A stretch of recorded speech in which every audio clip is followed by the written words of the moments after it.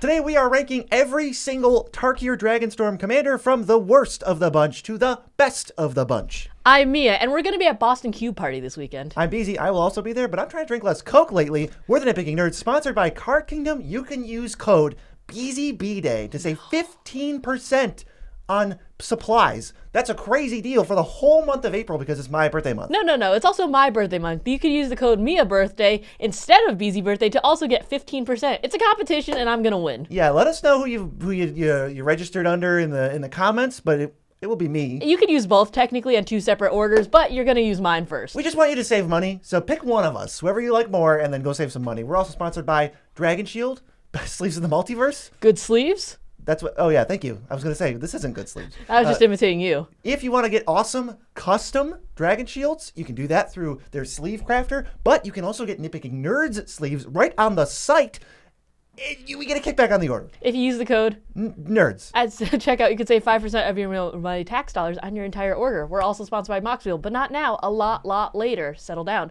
And we're sponsored by you guys. Thank you guys so much for helping us out on Patreon. Yeah, we're gonna be adding more stuff there soon. Yeah, if you want to support us, go check it out because you can chat with us on our Discord, which we are pretty active on, and we have a bunch of content you have never seen on YouTube ever. Dragonstorm came with a bunch of cool commanders, including the ones from the precons, the ones in the main set, and we're going to go over all of them. Starting at the bottom, this is number 26. This is Surrak, Elusive Hunter. 2 and a green for a 4/3, but it can't be countered with Trample. Whenever a creature you control or a creature spell you control becomes the target of a spell or ability an opponent controls, draw a card. This seems pretty good in 1v1 limited because it's getting you a bunch of card draw and it can chip in for a bunch of damage, but in Commander, it's very hard to make sure that your stuff gets targeted by other people's spells and abilities, so I feel like it's going to be very tough to draw that card often. Yeah, this is the only commander in this bunch of the 26 commanders that we have that you really can't build around.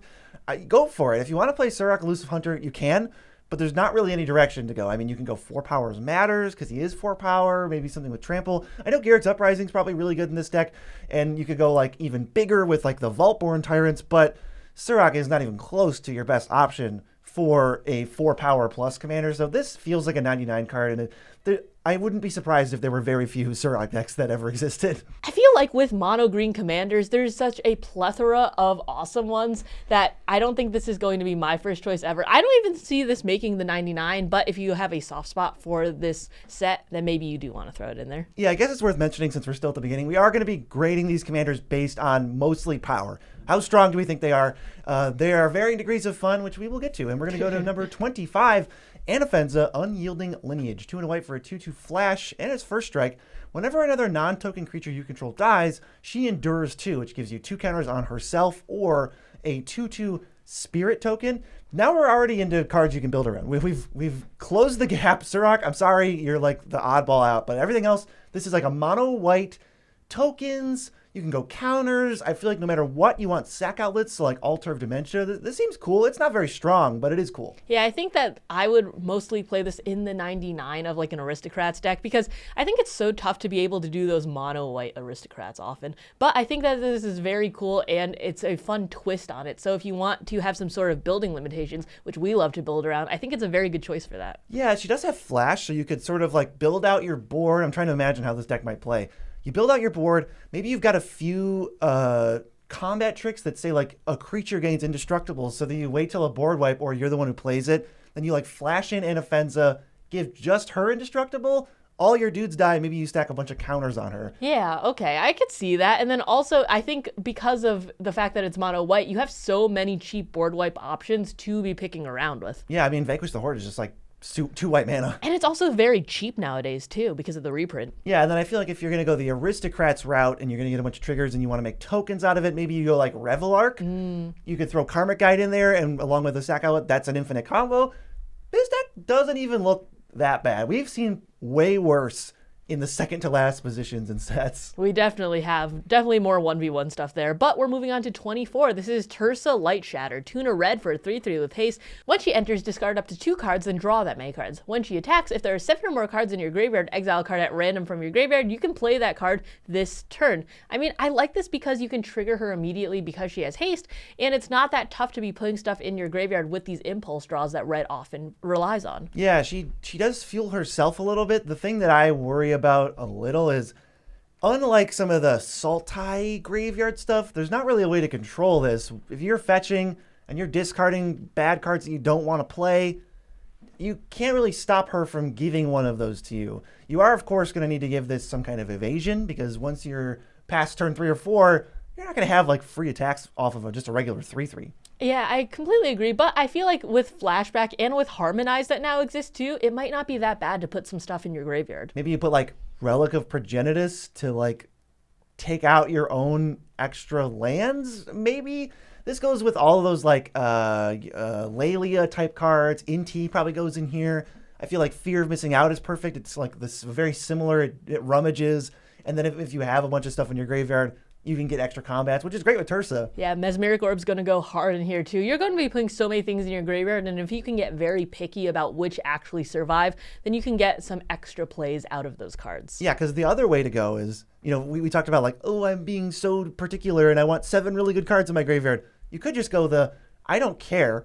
I'm going to treat this like drawing a random card from my deck and just say I have 20 cards in my graveyard, whatever. Like I'm just going to get card advantage off of this. It doesn't have to be the best card in the world. That's also a valid way to go. Yeah, or you could do extra combats if you want to do multiple types of cards or something, because it just says when she attacks, right? Yeah, you can just keep getting advantage out of it. Maybe you even hit the extra combat that you just played. It could be an option. I do like the fact that this has potential. This next commander is actually going to be featured on our next episode of Deckmasters for gameplay. It's number 23, Zurgo Thunder's Decree. Red, white, black for a 2/4 with Mobilize 2, and during your end step, warrior tokens you control have this token can't be sacrificed. Kind of weird wording on this, but that basically just says the Mobilize stuff won't sacrifice. So if you attack with Zurgo, you get 2 Mobilizes, you hit somebody, they don't have blockers, it's great for you.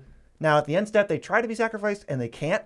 So it'll also never trigger again. Mobilize is just 1 trigger to get rid of them.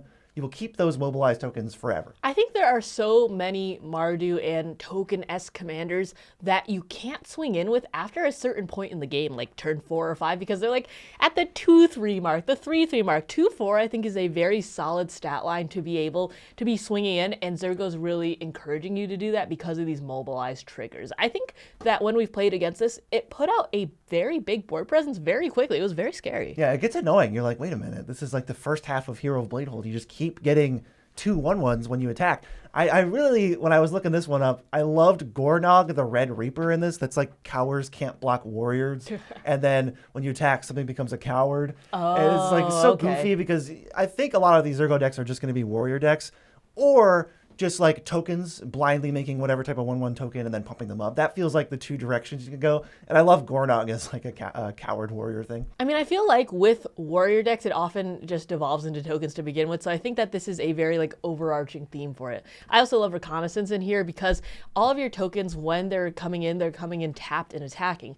But at the end step, if you just punch in, deal a little bit of damage and stuff, you can bring them out and then use them to block too, because they're not going to be sacrificed at the end step. Yeah, you can just untap anything that would die in combat, remove it from combat. Now they're up for blockers. They're not going away at the end of the turn. It's super sweet. It's a great way to get Zurgo to attack every single turn, no matter what they have. It doesn't matter. If he's at risk, you just bring him out and say, cool, I'm glad I got 2 free 1/1s out of the deal. Reconnaissance is so good in this deck, and I think we're starting to already get into, these are all just good commanders. This is a good deck.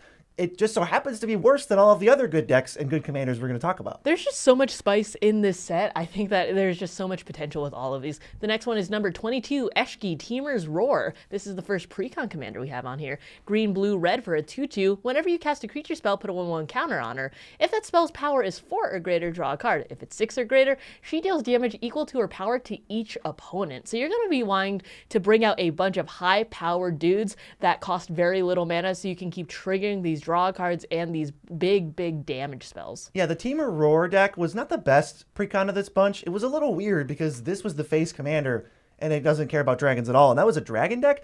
I think if you're just going to say, Eshki's a cool card, I want to build around it, I would never arrive in a dragons deck. Oh my god. Miso just like yeeted himself across the whole room for this.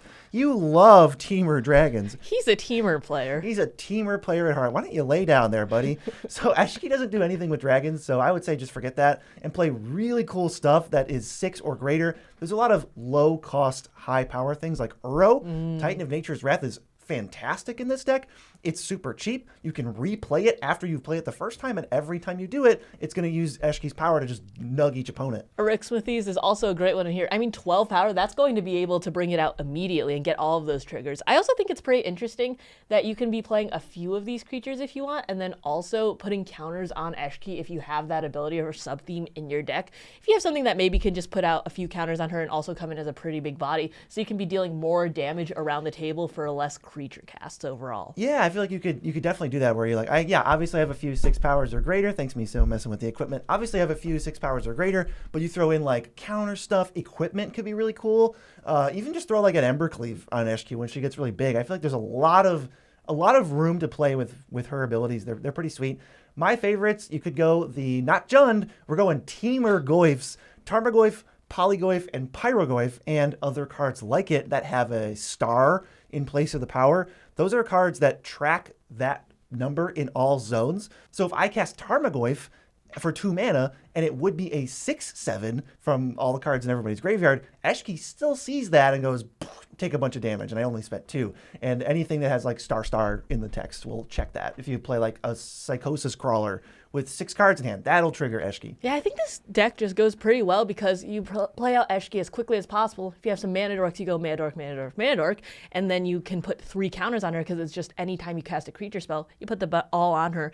And then it's like when you have all this mana, you're going to be able to spit out other things. You put in some cost reduction, you put in some tramplers. I mean, I feel like this is just a Temur value deck at this point. You don't have to go dragons, but it seems very, very strong for what it is. And I like that too because you say throw all the dorks in, because Eshki just will keep triggering for the low guys, and then when you play those big boys, you're dealing a bunch of extra damage. Now we're rounding out the deck. We put in Guardian Project, Beast Whisperer, Great Henge. Those cards are not hard to play, but because we got all the mana dorks, they're going to trigger extra, and this seems like a pretty solid little brew.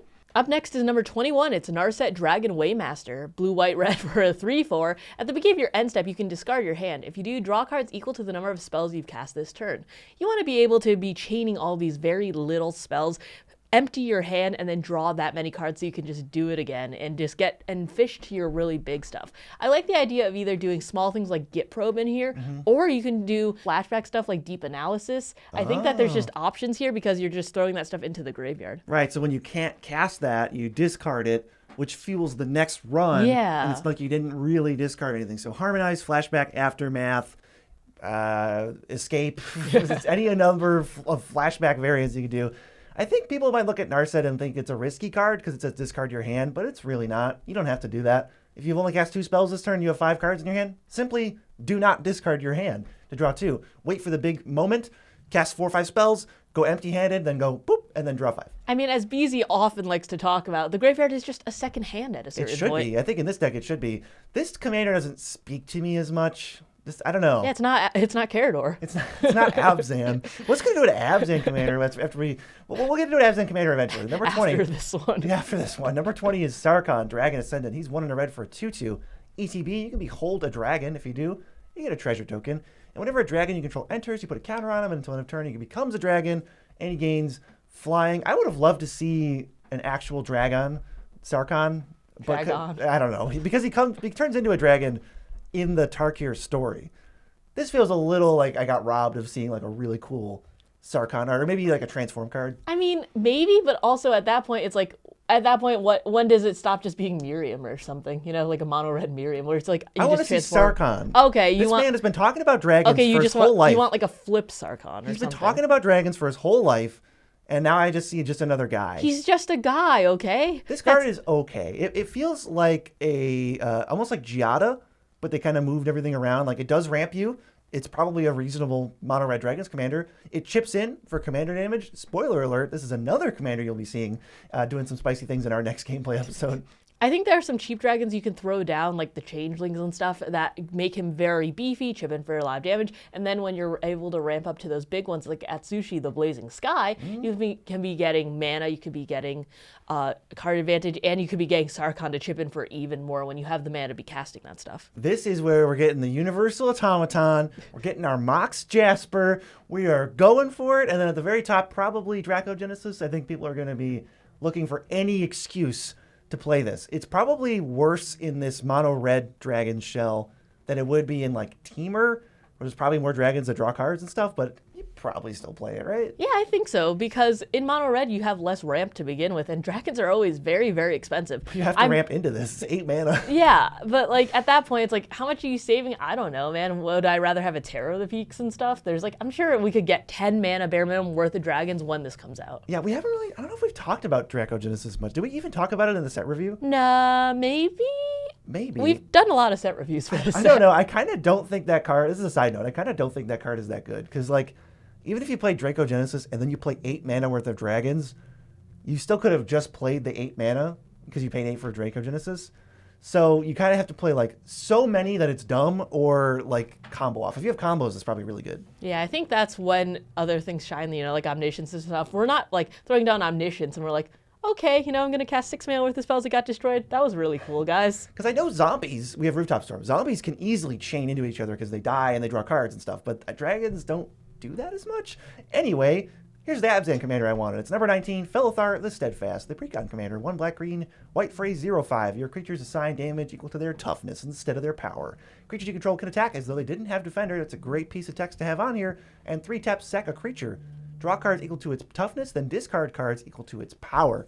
This Precon played out a little awkward. I feel like this commander, though, is super mana hungry. So if you can give it all of the 2 mana ramp and the, like, large bursts of mana that it needs to activate that ability, it's going to be ridiculous because you sacrifice Tree of Redemption, you draw 13 cards. Yeah, I did that. It was awesome. But I think that is a very important point. And we're not going to be judging this off the Precon because the Precon had a lot of faults that this commander isn't really showing because of the way it is. I really do like that we have a official wall commander that's not just one of the ones we had prior. Like Arcades. Yeah, Arcades seem kind of uninspired at times. But Felithar, I do like the fact that we're getting some card draw off of it, and I feel like it's just an enabler too, because, you know, you playing a lot of walls that have little effects. It's like, okay, what did they do now? Oh, I can attack. I can get some card draw out of them. They're big and beefy. I feel like this is a very good commander for that. Yeah, this Precon had Sylvan Carry, but I think it's just like the epitome of like the perfect card. It's never going to die because you're going to play it. It's going to survive to turn 3 when you play Felithar,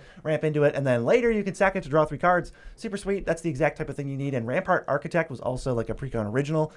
It's so good. As you sacrifice your walls, you ramp, which gives you more mana to play and sacrifice walls. It's perfect. I think maybe if there's a way to like reduce Felithar's ability, you would jump all over that too. This deck is really hard to actually chip in damage with if you can just get out a couple walls, like wall, Felithar, as your turn 2, 3, 4, and that's like, okay, well, what are you going to do now? Punch me? Yeah, you have really good defense with this deck. Yeah, but I mean offense too, though, because you're assigning combat damage equal to toughness rather than power. So if you're even swinging with like a Tree of Redemption or something, that's 13. What are they going to do? Block? Like, I mean, yeah, it's good defense and it's good offense. Yeah, so I think it just does a lot, and Felithar is just great because it fills your hand if you need, and then it just will, you know, just punch in when you're ready to go on the offense. Yeah, you need other stuff though, because Felithar by herself is pretty vanilla. And I think this deck also really wants Trample. Once you have Trample and Flying, you're kind of in business. But let's go to number 18 on our list. It's Eshki, the other one, Dragonclaw. Does that mean she's like Surrak's daughter, or is Dragonclaw a title? I don't remember. 1 green, blue, red for a 4/4 with Vigilance, Trample, and Ward 1, which is nice to have. At the beginning of combat on your turn, if you've cast both a creature and a non-creature spell this turn, draw a card and put 2 +1/+1 counters on Eshki. This set, I think, is deceptive. When you just do a cursory glance and you read all the commanders, I think a lot of them are going to not look that exciting, but as you think about them and you go, well, how would I actually build an Eshki deck? It kind of starts to seem pretty sweet. This looks boring, but there's a lot of stuff you can do with it. I mean, the turn you play Eshki, you will have played a creature spell. So let's get Mishra's Bauble in here, and then we're going to have a 4-mana 6/6 that draws a card and has Ward 1. Always the advocate for Mishra's Bauble, but I do think that there is so much potential with that. There's so many cheap creatures in Temur, so many cheap spells that you could be doing, like as we mentioned earlier, if we want to chain all the spells like Git Probe and stuff. Creature, non-creature, you probably didn't even spend that much mana. And then if you're playing anything that says like if you've cast X spells or more this turn, which you can because this set had a lot of those like flurry type things, you might even be able to get more effects off of it. One of the big realizations that opened this up brew-wise for me was at the beginning of combat. So what if we took extra combats and we just kept getting 2 counters and draw a card, even though we've only, triggered it 1 time? So throw in like Full Throttle, that gives you 2 extra combats. And now you're like hitting for a bajillion. Even if you play Eshki and let's say she has haste or something in the late game, when you play Full Throttle, you hit for 6 then 8, then 10, and someone's just dead. Yeah, that is just so brutal with the Vigi too, so it's good on defense. And the Ward 1 is surprisingly annoying. I mean, it's not that big of a deal in like a swords to, 2-mana swords, but I feel like some people are rocking these less than premium removal spells, and that Ward is going to trip them up later in the game. It's just nice to have. I feel like Ward 1 is so welcome on cards. I'm like, that's cool. It's going to be a little tricky to kill. And then if it's like Ward 3, I'm like, get it away from me. That's already just This is an that's abomination. hexproof. That's hexproof. I'm never paying for that. What's number 17 on our list? Number 17 is Nerev, Crackling Vanguard, 2 red, black, white for a 4/4 flying death touch. When he enters, create 2 1/1 goblins. Whenever he attacks, exile a number of cards from the top equal to the number of differently named tokens you control. During any turn you attacked with a commander, you can play those cards. That's an interesting line of text. During any turn you attacked with a commander? Yeah, they're permanently, available. And in this case, it's anytime you attack with Nerev, this is our commander. That's the only reason we're talking about it. I think that's okay. I don't love the stats. That's the hardest thing to get over for me is like 5-mana 4/4 flying death touch. The 2 1/1s, that helps you fuel like its ability. But this is one of those commanders where like when it dies, you're going to feel terrible. Yeah, I think so. But I'm just still stuck on that attack with the commander. Is there any world where maybe you steal someone else's and you start attacking with their commander? Oh, that's actually pretty funny. Maybe you get, that's actually, you know what? You just opened it up because now, even if our commander dies, that sucks. But, we get 6, because we're trying to make all these differently named weirdos, which is cool and fun. We get 6 things. That's cool. Nerev dies. Aw. But then you play like Seize the Spotlight or like Act of Aggression or the MDFC Song of Madness or whatever, Song of Mad Treachery. And you're like, oh, attack with a commander?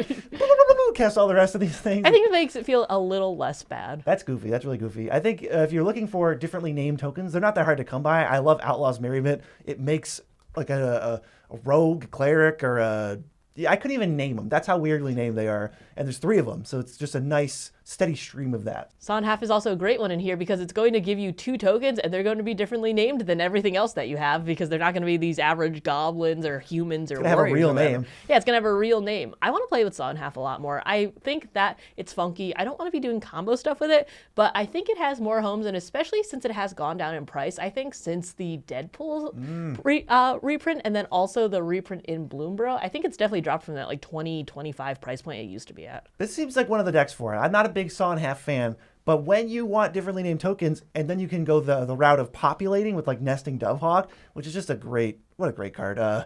So happy that I picked up a couple before it like exploded. But this is like, oh, I'm going to populate my Hero of Bladehold or something, and now I'm going to make a bunch of weird other tokens. Nerev's going to attack. I'm going to get a bunch of cards. I like it. Seems like a solid package. It helps make up for Nerev being 5 and then 7 mana. Up next is another Abzan commander. It's number 16, Baitor, Kin to All, 2 white, black, green for a 5/7 flyer. At the beginning of your end step, if creatures you control have total toughness 10 or greater, draw a card. If they have total toughness 20 or greater, untap each creature you control. If they have total toughness 40 or greater, each opponent loses their life half. Dang. He dies on the spot. They're dead. If creatures you control have total toughness 40 or more, each opponent loses half their life rounded up. Obviously, you're not going to be hitting that 41 that often, but I think hitting the total toughness 10 or greater is not that tough. You have a 3/3 that you played a turn or 2 prior, a 3/3 beast or something, even from like a beast within or something, and then you play Baitor, you already have 10. I think that's going to be pretty easy to get that card, and if you're doing big things matter, you're just having a bunch of giant tokens, getting to 20 might not be that tough either. Yeah, this is a weird one because the first ability, draw card, great, I'm on board. The second one is twice as hard to get to, and it's worse. So I'm like, skip? I don't know. I'll take it if I have it. And the last one is what you want. It's going to be tricky to get 40 toughness. I'm happy to build around it because I think this deck, probably will get there once a game at least. That's great. But you're so asking for a board wipe. You are just going to have tricks up your sleeve because they're like, well, you have 1,000 things. They're all annoying. I'm going to lose half my life if I don't answer some of them or answer Baitor, who is a 5 mana, no protection guy. Have protection ready because this commander has a powerful ability. I will also note, though, that triggering the final mode, the biggest thing with 40 toughness, does get worse every time you do it. You're making them lose less life. Yeah, but we do have things like tower defense where it's like, okay, at the end step, you could do that, and so few people have instant speed board wipes that you might be able to get that somewhat quickly. Or if they're just tapped out, it's like turn 7. You go, give my 4 creatures +0/+5. Now I got 40, surprise! And then they lose half their life. Yeah, there's also Jaws of Defeat. This is one of the more interesting ones from the new pre-con. I think that this can be a win con on its own because it's just like anytime a creature comes in, the target opponent will lose life equal to the difference between its toughness and power. That's super cool. This seems like a toughness matters deck. You don't have to go all in on like Wall of Blossoms and stuff, but that's definitely a way to go. I think whether or not you do that, Arbor Adherent is a great addition to this deck because Beator's got 7 toughness. It'll just make 7 mana, and then you can use that to contribute to your toughness 40 achievement unlocked. That card did so much work when we were testing the precons. It was just making so much mana, it was obnoxious. It's kind of silly. You probably also want it in the Felithar deck that you go build. If you build both, you're going to be needing an extra Arbor Adherent. And you can get all these cards on Card Kingdom if you want supplies and stuff. You can use my code, MiaBide, because my birthday didn't happen yet, unlike Beezy's, which already happened. My birthday already happened, and if you'd like to celebrate, you can save 15%. 15% on supplies at Card Kingdom using the code BZBDay. MiaBide. Sorry, BZBDay. No. Is the code. MiaBide. Or both if you have already used one of them. Yeah, if you want to just order twice, you can. But we're moving on to number 15. It's Taiga, Master Opportunist. 1 in a blue for a 2/2. Whenever you cast your second spell each turn, you copy it, then exile the spell you cast with 4 time counters on it. If it doesn't have suspend, it gains suspend. I think you can get really tricky with this because of the fact that you can just suspend like extra turn spells, throw them out, get some, and then they come back, and then you do it again. This does feel like an extra turn spell, Commander. So get your Expropriates ready. This is a weird card because the copy, you have 2 versions of the spell. The copy is what resolves, and the original spell gets tucked away. You know, you might have forgotten that this card even exists, but of course, with Taiga Master Opportunist, we're going to play the magic card Wibbly Wobbly Timey Wimey. Can we get a reminder text on that? It just says time travel draw card. It's just a cantrip that removes a counter from your suspended stuff to help you get to those big giant monsters. I don't know if this deck plays Eldrazi. It doesn't feel like it should, right? Because you have to cast a free spell like a Git Probe, and then you're casting an Ulamog, and it's legendary. So what does the copy do for you? So I think more so you're going to copy like chunky 5 to 6 mana things, maybe like a Consecrated Sphinx. Yeah. Or like, oh, you think that's annoying? Well, there's another one on standby. Just wait for the next one. Just wait for the next one. The first one's going to win the game already. Yeah, so I think this is definitely an extra turn card, commander. And that's what makes it super, super strong. You get, twice as many extra turns, but like they're on layaway. Yeah, they're also a little bit like protected too because they're in suspend. I think we alluded to this earlier where we were like, yeah, some of these things are not that interesting when you first read them, but they can be very powerful and they can even be stifling like Taigam. Yeah, I don't think Taigam is very fun, but you can't deny that this guy does do some really, really goofy stuff. And I like that you don't have to go the extra turns route. You can just go the Joyra 10th Doctor, but only in blue.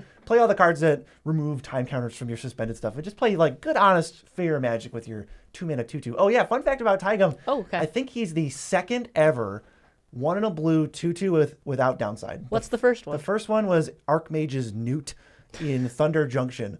So there just has almost never been a 1 in a blue Grizzly Bears that doesn't have downside. Wow, that is pretty surprising. I just love that fact. It's very fun. Number 14, Elsha, 3-fold Master, blue, red, white for a 3/3 with trample and prowess. When she deals combat damage to a player, you get that many 1/1 white monks with prowess.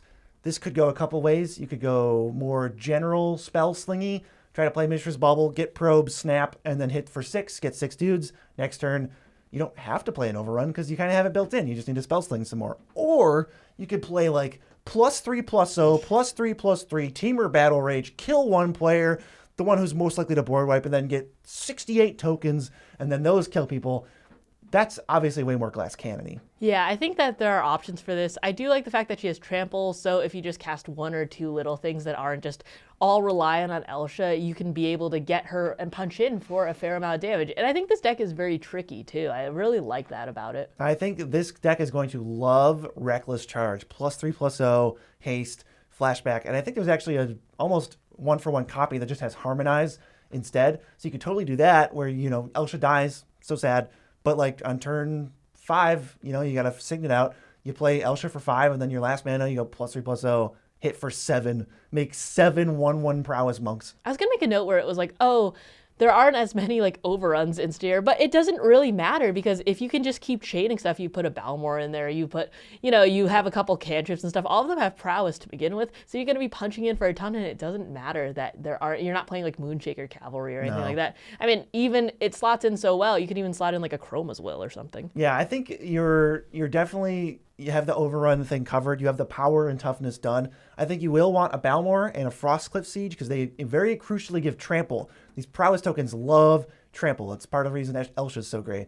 And then, like you said, the rest of the deck will just do the work. That's your power toughness. Although a Chroma's Will is very good as well. Maybe you do that because then Elsha hits twice and you get twice as many. And then you also get like lifelink and stuff. But we all know a Chroma's Will is a good card. Those are the only 3 pump effects you need: is a Balmor, a Frostcliff, and a Chroma's Will. Number 13 is up next, and it's Kotus the Fangkeeper. 1 black, green, blue for a 2/1 indestructible. Whenever he deals combat damage to a player, exile the top X of their library, where X is the amount of damage dealt. You can cast any number of spells with mana value X or less from among them without paying their mana cost. This can get incredibly powerful very quickly. Yeah, this is an annoying card. It's going to be way harder to remove than most other commanders just with an indestructible thrown on there. That's part of the reason we like so many Soul Shatters. But this card does require a little bit more to get going. Hitting for 2 is pretty bad. You only can cast spells that cost 2 or less when you hit for 2. So it scales like in the most aggressive way, where like if I hit for 5, now I'm probably going to be able to cast all 5 of those because they cost 5 or less. So I feel like maybe 5 is the magic number, but this deck's going to want to get like auras on. You're going to want to make them unblockable. It's not going to be that hard to do. Give him Shadow or something with like Dolthy Embrace. Throw a Rancor on this guy. Hitting for 4 is still pretty sweet. What are they going to do? Are they going to just like block with a Mana Dork to deny you maybe a card? I love the fact that this becomes a dual strategy deck, getting value from Kotus hitting, and then also you're just chipping in from commander damage. If you want to be doing that much damage to begin with him, at some point they're going to be worried about being like, oh, I've taken 18 from him. I mean, I'm pretty close to dying, and you have already a Rancor on him. Yeah, having counterspells, having access to those in blue, it's going to make it so that you're less likely to get blown up for putting all of your eggs in one basket, and indestructible means he's not going to die to as many things. He's not kill proof, but he's I feel much more safe playing him on turn 4 and then passing. Yeah, I do too. I mean, that's why we highly recommend doing the Soul Shatters, playing the Exile. I feel like nowadays destroy target creature is just not that permanent anymore. I mean, watch out for a Cursed Marauder if you play Kotus. That could be rough. One card I think is going to be pretty fun with him is Thundering Nightmare. Use Soul Bond, and now they both become Mana Gorger Hydras. Oh, that's nice. So whenever they cast spells, they both get bigger. And, we have Rancor on Kotus at all times, right? He always has trample, or he's always unblockable. So then you're just like, if you hit for like 15, the game's over. I think you can do cool stuff. Maybe you play like an Aetherflux Reservoir from your deck, so that when you go storm off with their deck, you like win no matter what you hit. Oh, that's so nasty. I didn't think of it like that. That could be fun. Yeah, you just play a weird, almost like Infect, where you're only playing combat tricks and storm payoffs, and then you cast their whole deck and win. I think that oftentimes Sultai is a little bit uninspired, but this is making it a little bit more fun, I think. It's not just do graveyard. This is like combat, aggressive, cast their spells. I love it. I think WotC has been doing so well in terms of Sultai lately because I think that there are options where it's like, oh, well, that's graveyard. That's fine, I guess. The Muldrothas of the world, which are very good, but very, very all in the same boat. But then we're getting things like this and Gonti lately, and it's like Felix 5 boots where it's like combat matters, and I love that. Let's move into another Sultai card. This one is very bizarre, and it certainly gets the wheels turning for what to do with it. Number 12 is Teval, Arbiter of Virtue, 2 black, green, blue for a 6/6 flying lifelink, or Flifelink, and spells you cast have Delve, but whenever you cast a spell, you lose life equal to its mana value.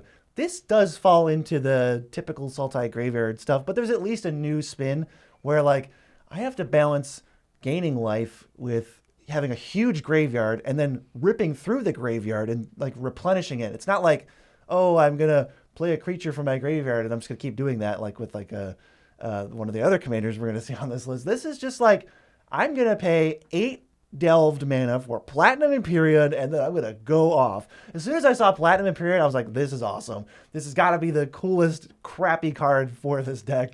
Now, instead of losing life. You just don't. And all your spells have delve now. I think that these are so many ways that you can take this, like with Exsanguinate too. Being able to gain that life back and throw so much mana into the X part of it with delve, that makes it very juicy. That could almost just be like an instant kill with Exsanguinate, or a Torment to Hellfire, probably even better. And then you throw Aetherflux Reservoir in there. You could do like an all artifacts mill theme. I think the core of this deck's going to stay the same. Dredger's Insight, Satyr Wayfinder, Grizzly Salvage, blah, blah, blah. Every single 2-mana thing that mills a bunch of cards so that you can fuel all this fun nonsense, eat your veggies, and then fuel this. I think you could go like the Cheerios route of playing a bunch of colorless spells that can just be cast by delving, and you just keep going and going and going. It seems so awesome. Even from the top of your library, so you can do like Mystic Forge with it. Yeah, and you're weeding out all of the spells that you, or lands that you don't want to hit. If you have anything that's like bring back something from your graveyard or whatever, it's like, it kind of gets around all those ones too that are like bring something back at random if you want to do kind of that route, because you're milling so much to begin with, because you can like choosily delve away the things you don't want to be having targeted. Yeah, and then you save your best stuff for like an Eternal Witness if you have those in your deck. Oh man. This is a sweet one. Also, Flying Lifelink's just going to clock somebody. They're going to get hit in the jaw, and you're going to be like, cool, thanks for the 6 mana from this creature. What's number 11? Number 11 is Shiko and Narset Unified. 1 blue, red, white for a 4/4. Flying Vigilance with Flurry, which is whenever you cast your second spell each turn, copy that spell if it targets a permanent or player, and you can choose new targets for that copy. If you don't copy a spell this way, draw a card. I love the fact that you have the option to not do it and just get a card out of it, because sometimes that second spell is just going to be more value or something that doesn't target, and that's okay too. Yeah, if you just fire off a cantrip and a mana rock, cool, you get a card. Now you're going to be fueling your next flurry. Shiko and Narset, 4/4 Flying Vigilance kind of just means you're going to be chipping people like continuously. I feel like that stat line I haven't seen a lot, but when I've seen this card in the battlefield, it always deals like 20 damage because it just keeps hitting people who don't have flying blockers. There's so many ways where people just won't have the flying blocker, or if they have a flying blocker, it'll be something where it's like, I don't know if I want to, walk into that, because it's 4/4 Flying Vigilance. It's like, I'm not going to be throwing my 1/1 like Thopter at it because I might need that for later. I'm not going to throw my 5/5 at it because, oh no, like what if they have a combat trick, because you want to be casting second spells each turn. I think you could also go that route, because you could be like copying spells if you want to do this more of a combat trick, and then just swing in for a bunch, copy the spell, and like target something else. Yeah, there's auras targets. You can copy those. That's pretty cool.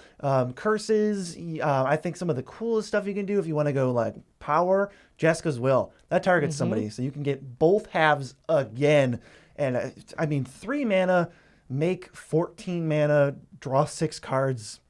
Probably good. I think it's okay. I think Time Warp is also okay, and here you get 2 extra turns for because 5. Because it targets, The going rate is 10 mana for that, but we could just pay 5 because we cast something else. Yeah, because we cast Git Probe beforehand. Yeah, it's fine. I cast Git Probe. I think even Git Probe you can copy, which is nice. Although copying Git Probe, I guess you get to see an extra player's hand. I was going to say, if it's just draw a card instead of draw a card, it's not very impressive, but I get to see an extra hand. Love Git Probe. How many times have we mentioned Git Probe in this video? It's one of your favorites. I have to throw it to you. It's just so... You love that card. It's air, as BZ would say. It's like Streetwith. It's air. It's air. I love playing air in my deck. Mishra's Bauble too. Number 10, we are into our top 10. This is the other Teval, the Balanced Scale. 1 black, green, blue for a 4/4 flyer. When he attacks, mill 3. Then you may return a land from your graveyard to the battlefield tapped, and whenever one or more cards leave your graveyard, you get a 2/2 black zombie druid creature token. That is not once per turn, but it is once per time, if that makes sense. Every time you remove any number of cards, you get 1. But if you keep removing 1, you can get like 6 in 1 turn. You built a deck with Tassiger prior to this, and then they came out with all these Sultai Delve stuff, and you have put Teval at the helm of that deck. How have you liked it? It's been a lot of fun. This is the deck I'm going to play in our Dragonstorm Commanders Deckmasters episode, and it's really goofy. I went way off the rails. I am playing Doomsday Excruciator because my thought was, I can mill. Then I'm going to play Doomsday Excruciator. Now I've got like 30 cards in my graveyard. Everyone goes down to 6 cards in their library. Then I shuffle my graveyard cards back in over and over, and then I get the triggers from Teval as they leave my graveyard to go back in my deck so I don't mill out. And then everyone else just struggles and dies. That's my plan. You should probably just play a bunch of cards that say exile from a graveyard. Scavenging Ooze is fantastic. I have that in my deck.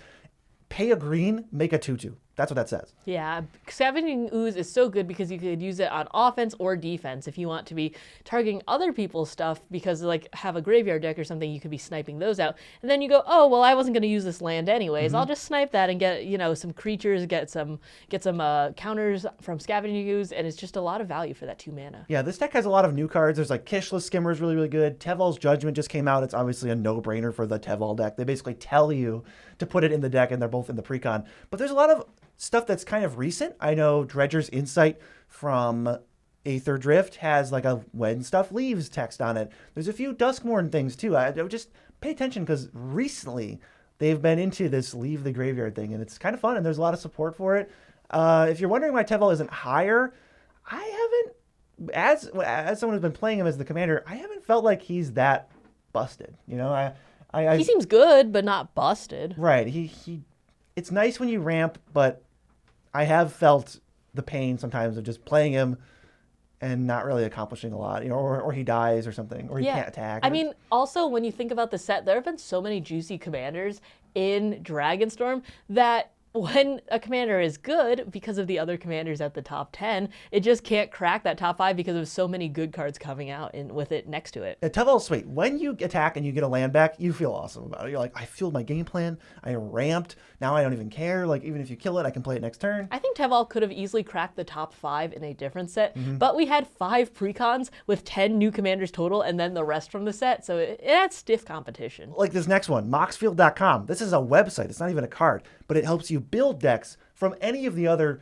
26 commanders on here. You can sort, you can tag, you can customize, you can follow us on Moxfield. Yes, Moxfield is the best place to be able to see all of our decks, which are decks that we play on Deck Masters, which are decks we are working on. Sometimes we give people little previews of that because we forget to set it on private. You have public and private and unlisted, so you can share your decks however you want. Sometimes I'll build a deck on Moxfield and then I'll just realize that's not for me and I'll just store it away, and then you can go check those out too. Number 9 is a card that I'm pretty excited to check out. It's Narrative, Heart of the Storm. 1 red, black, white for a 4/5 flyer. If a creature you control entered this turn would deal damage, it deals twice that match damage instead. I think that this has a few homes. If you're doing red burn, that's one of them. If you're doing hasty tokens or just haste in general, that's another one. I think if you can ever find a way to flicker it, because you have a white part of this, that is a third way you could be dealing a lot of damage with it. I think that this has potential. Yeah, I think of, like, you have black for maybe there's some ninjutsu stuff you could do with it. Haste is probably the main thing, but I think some of the stuff that made me the most excited, I mean, there's Enduring Courage, right? That gives +2/+0 haste. So the 2 is actually 4, and it's just you're hitting for, like, a bunch. I love that. I'm more interested in, like, the creatures entering and just dealing a crap load of damage with Nirav saying, cool, man, do it again. Combustible Gearhulk, that's pretty funny. You're like, do you want to play this game? Like, the stakes are twice as high as they normally are. Usually I just go, mill the 3, I don't care. You always say that, and you always get hit for like 10. This is going to hit time. You for like 20 something. No, I'm going to say draw 3 cards this time. So unfortunately, that one gives them the choice, and it might be better to just let you draw 3, but that's still okay. But like, my boy, Sunspine Lynx, it's Price of Progress now. Unfortunately, it does deal twice as much to you, so pay attention to what your basic count is. Don't like... don't hurt yourself. Don't kill yourself out, but they will take a bunch of damage. No. I'm putting in Dragonhawk Fate's Tempest in here. He's going to do it immediately. We're going to be exiling a bunch of stuff, and we're going to be pinging people for damage because he's going to hurt very badly. This could be a dragon deck, actually. This would be a pretty sweet one because you could play the Storm, Dragon Tempest, literally the Dragon Tempest, and then with things like Dragonhawk and Nirav, now they all have haste. And now with the Dragon Tempest, you're going to be doing twice as much damage because Dragon Tempest says that the dragon is the thing that deals the damage. Don't be trapped. If you have like an Agate Instigator, that is doubled with Nirav, but only the turn Agate Instigator is in play. Mm-hmm. So I don't know if those cards are very good in this deck because once that turn passes, they will only deal the regular 1. That's still fine. Maybe you're okay with that. I think that because there's black in here, though, there might be options to be like, if you have any of those, you can like maybe sack them and then bring them back. That's why I like the Unearth one. Yeah, the Molten Gatekeeper. Molten Gatekeeper, right? Because you can get it back for just one, and then, oh, now we're going off. Yeah, I think that there are options because you are in that Mardu color scheme that you can bring stuff back, flicker it, kill it, bring it back again, punch with it. I think that Mardu is very good for this because it's not just double damage for players, but it's double damage for anything. So if you have anything that's like, oh, when it enters, it deals 2 damage to target creature, it's 4 damage to target creature too. We'll take it. Next is a card I almost built. And honestly, it's calling my name a little bit. Number 8 is Felithar, Dawn of the Abzan. I have just loved aggressive, punchy commanders lately. I don't know why. Black, green, white for a 3/3 trample. When she enters or attacks, you can sacrifice a non-land permanent. When you do, put a +1/+1 counter on each creature you control. Right away, Gavany Township. Every turn after that, Gavany Township. We are living in the town. I'm the mayor of Gavany, actually. And I'm going to get so many counters. This just makes me excited because there's so many cheap, useless cards that I love to play, like Nested Shambler dies into a token, so you can keep having bodies to put counters on while still fueling Felithar, and Novice Inspector, which gives you 2 permanents to sack. Non-land permanent is so not specific, and it doesn't say not tokens, so you will be able to be making so many little things to sack, put so many counters on your team. I know you've been very into the punchy commanders lately. The question is, though, is this too close to Minthara? I don't know. This is very, very counters heavy. What this deck gives you that my Minthara deck doesn't have is like Conclave Mentor, Winding Constrictor, Cursed Wombat, all of the 2-drops. Obviously. Yeah, that's a magic card. All of the 2-drops that are going to like double or increase the number of counters you can have.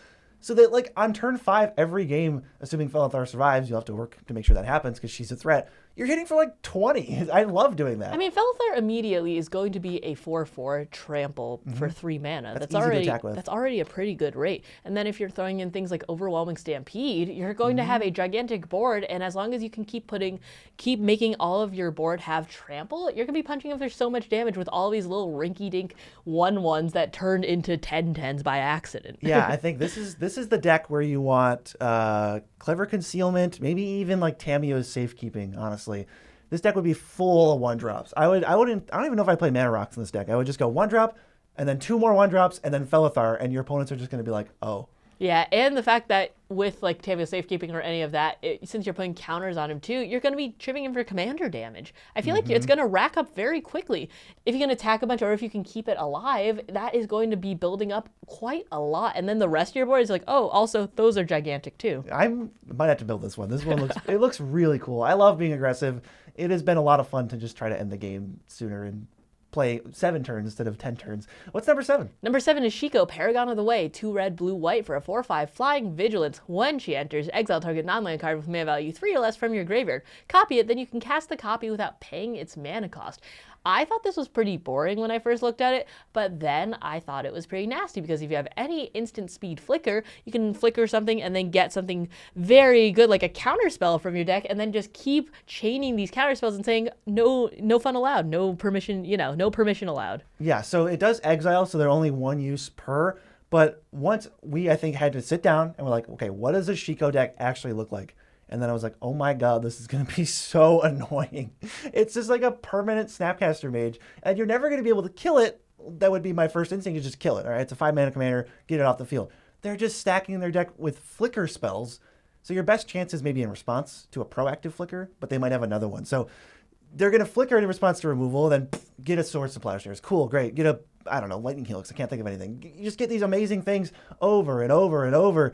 And it doesn't even say, like you can still cast sorceries with this at instant speed. Yeah. Because it says cast the copy without paying its mana cost. If it said like this turn, you couldn't do sorceries on someone else's turn, but it doesn't say that. It just says, boom, cast it for free right away. They're going to fill their graveyard with a bunch of stuff, and then they're just going to get, it says draw and cast a card every time you flicker Shiko.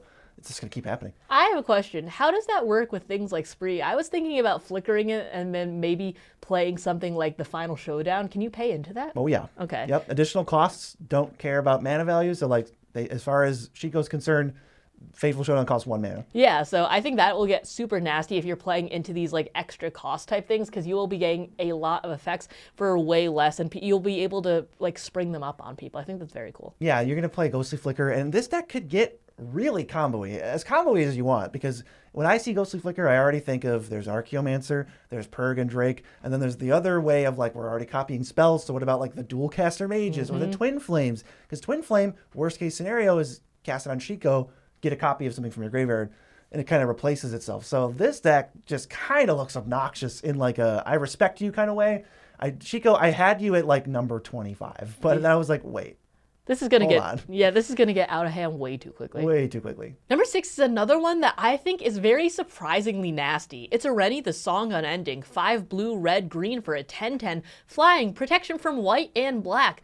When she enters, it deals X damage divided as you can choose among any number of target creatures and/or planeswalkers your opponents control. X is the number of lands you control, though.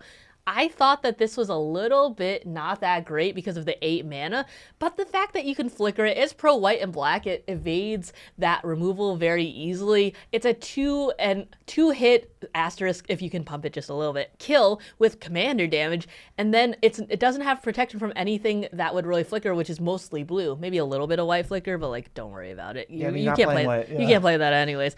There's so much blue flicker that you can be able to do, and then just nuke down people's creatures that anything that would stand in the way of you hitting with Areni. Yeah, I thought this wasn't going to be that crazy to build around because it doesn't look like it does that much. But as soon as you were like, yeah, you can flicker this, I'm like, oh, your opponents are just never going to be able to control creature cards. That's just not a thing that they can do.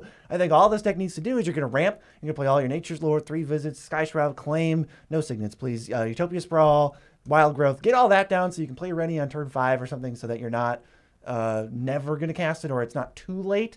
I feel like you can even skimp on removal in this deck. The only thing they can do to Areni is counter it maybe. You can still play it again next turn because you're going to be turbo ramping. You're just going to take out the best creatures in play, even if I only have 5 lands. I understand that. If I ramp with the Utopia Sprawl, I'll have 6 lands when I get to Areni maybe. That's fine. Divide 6 damage. You'll flicker it again. What are they going to do? Kill it? Then when you cast it again, you get 8 damage and you just kill everything again. The flickers are so good on offense and defense. If you want to take out their entire board, you use it on offense. Say you have 8 lands, you divide 8 damage. There go their mana dorks, the things that can block it in the air. Use it on defense. They try and kill it. You go, okay, no thank you. And then this is going to be a landfall deck overall. So you're putting things in like Scoot Swarm and stuff. I think there's an asterisk in terms of like 2-hit kill pump because it's like, if you are pumping up your entire team because they're all like little 1/1 Scoot Swarms and Areni, you can easily get to something like Return of the Wild Speaker or something, and then pump up that entire team, or you can use it to draw cards because Areni's a 10/10. That's gigantic. Yeah, this card's huge. It's like Animar, but you already put all the work in as flying. It's really weird. This is not what I expected like the Teamer Dragon to do. It's like keyword big. It's almost like a Tarka. Kind of, and I'm not a big Tarka fan, but I think the fact that the damage scales with the game and it's just ETB and you get 3 colors, I'm a big fan. I don't want to see this because I think I know what's going to happen. Yeah, I'm not a big fan, but I think it's very powerful. I don't think it's very fun. I think you should consider this if you're trying to build a more oppressive commander. Like, is there a bracket 2 Arenia deck? I don't know. There might not be. It's a really, really strong card, though, and we're going to move to the next Sultai commander. This is very standard fare for Sultai, but it's good.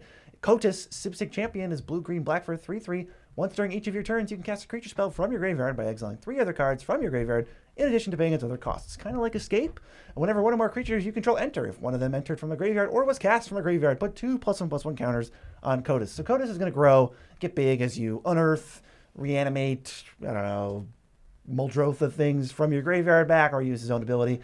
It's just solid. This is just a great card. You're going to fill your graveyard with Stitcher Supplier, Dredger's Insight, Grizzly Salvage, Satyr Wayfinder, Malevolent Rumble, Cash Grab. The list goes on. Fill your graveyard with all that stuff. Stitcher Supplier's in there too. I think I said that. And then cast all of your stuff again. You can only do once per turn, but this feels very similar to Carador. Instead of Carador costing a lot and then scaling down to never cost anything for the rest of the game, this starts very cheap and then does get a little more expensive as you go. I like we were ranking this, and you were like, how does this rank in compared to Carador? Like, we don't have to rank everything to Carador, buddy.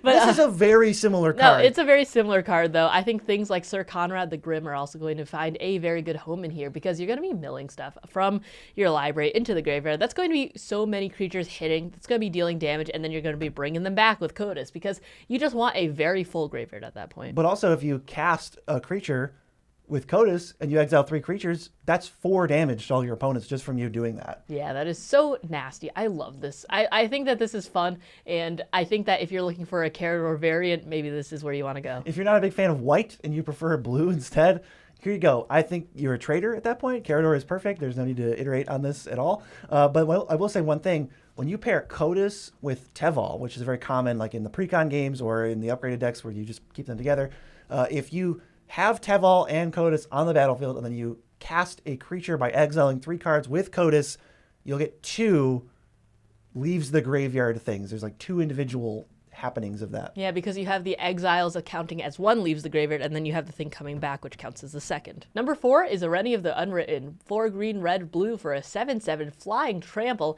Whenever she enters or attacks, you look at the top 8 of your library. You can put a dragon card from among them onto the battlefield and put the rest on the bottom of your library in a random order. What is with the Arenis being both ETBs, and they're both very, very strong? They both are like, yeah, you should kill it, but it might be too late by the time you even kill it. So Areni just looks ridiculous. I think where this really, really, really pops off is haste enablers. That is Frostcliff Siege, Dragon Tempest, Fires of Yavimaya, Hammer of Perforos, whatever haste enabler suits you the best. Playing Areni, getting the trigger, getting the dragon, and attacking with the Areni and the dragon you just put out, which puts out another dragon, is almost insurmountable. It's board wipe or bust at that point, and we're still playing blue, so we can maybe still have access to counter magic and ways to stop that. Areni just looks so good. One of the problems I'm going to have with this is I'm never going to be able to tell whether I should kill it. It feels like I'm going to die if I do, and because I'll just replay it and get more value and maybe attack with it again.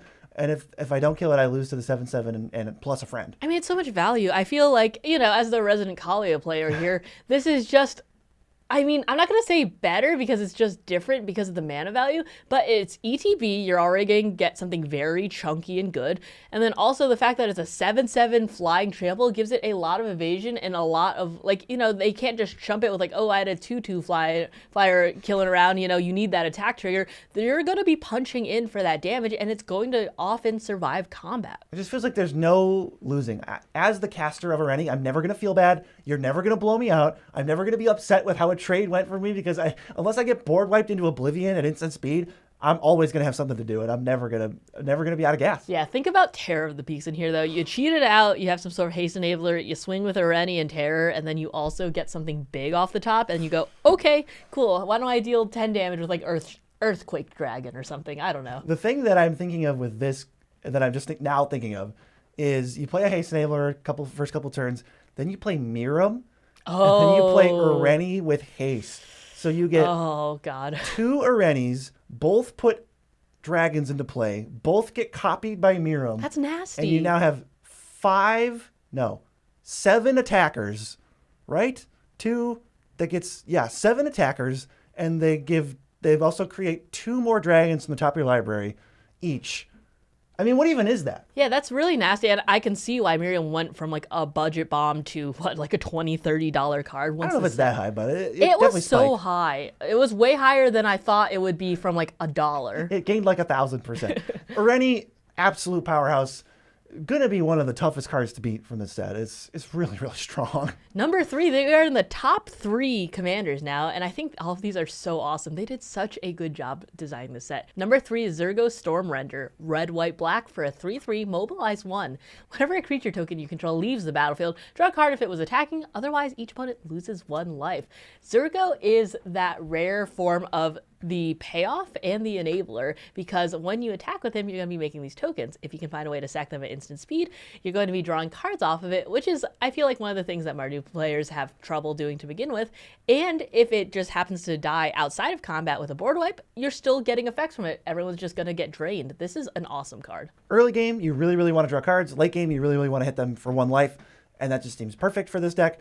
Your opponents are going to get a little bit of a choice, I guess, of which trigger to give you. Like if you attack with them if you attack me with Zurgo, I'm not going to block it, whatever. And there's a 1/1 and I could kill it. I'll choose whichever mode is worse for you. So if I don't want you to have a card, I'll take 1 and then it'll leave and I'll lose another 1. If I do want you to draw a card because I don't want to lose life, I'll block it and then you'll draw a card. So your opponents have a little bit of choice, but that's mostly just when you attack. What we really want is Plumb the Forbidden, Viscera Seer, Carrion Feeder.